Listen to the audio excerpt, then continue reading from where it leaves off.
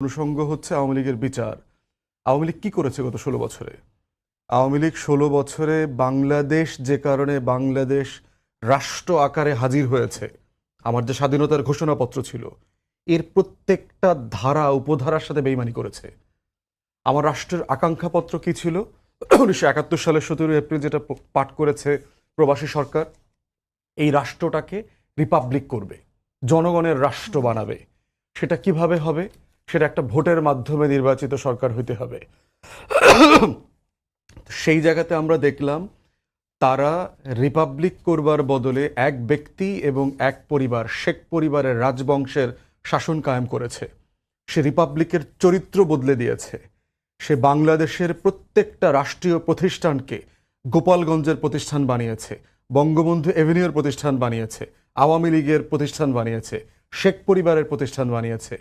তাহলে সেই